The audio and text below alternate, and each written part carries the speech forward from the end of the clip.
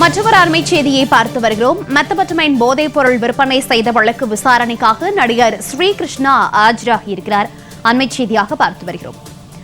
போதைப் பொருள் வழக்கு தொடர்பாக நடிகர் ஸ்ரீகிருஷ்ணா ஆஜராகியிருக்கிறார். போதைப் பொருள் வழக்கில் கைதாகி ஜாமீனில் வந்துள்ள ஸ்ரீகிருஷ்ணாவுக்கு அமலாக்கத்துறை சம்மன் அனுப்பியிருந்தது. இந்நிலையில் அமலாக்கத்துறை அலுவலகத்தில் அவர் இன்றைக்கு விசாரணைக்காக நேரில் ஆஜராகியிருக்கிறார்.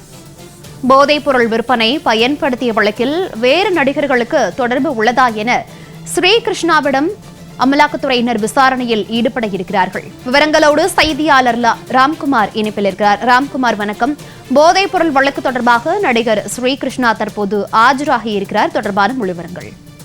நிச்சயமாக மோனிகா, கடந்த 4 மாதங்களுக்கு முன்பு மெத்தபெட்டமைன் என்ற போதைப் பொருள் பயன்படுத்தியதாக நடிகர் ஸ்ரீகாந்த் மற்றும் ஸ்ரீகிருஷ்ணா ஆகியோர் கைது செய்யப்பட்டனர். அவர்களுடன் கிட்டத்தட்ட 40 பேர் கூடுதலாக கைது செய்யப்பட்டனர். இந்த விவகாரத்தில்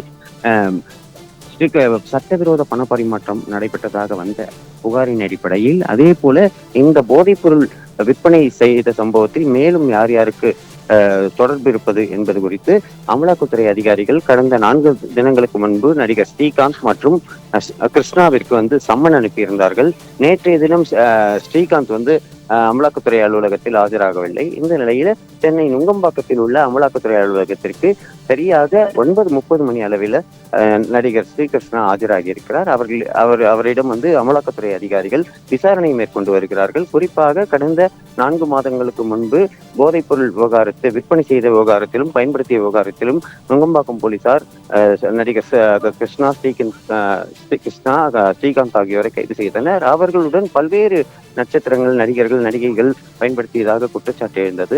அந்த அடிப்படையில தற்போது அமலாக்கத்துறை அதிகாரிகள் ஸ்ரீகிருஷ்ணாவிடம் விசாரணை மேற்கொண்டு வருகிறார்கள். இந்த போதைப் பொருள் விவகாரத்தில் யார் யாரெல்லாம் தொடர்பு, யாரிடம் இந்த போதைப் பொருள் வாங்கியிருந்தீர்கள் என்பது குறித்து பல்வேறு கிடுக்குப்பிடி விசாரணையில் அமலாக்கத்துறை அதிகாரிகள் ஈடுபட்டு வருகிறார்கள்.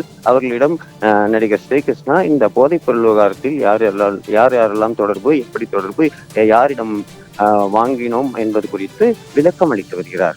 மோனிகா, தகவல்களுக்கு நன்றி ராம்குமார்.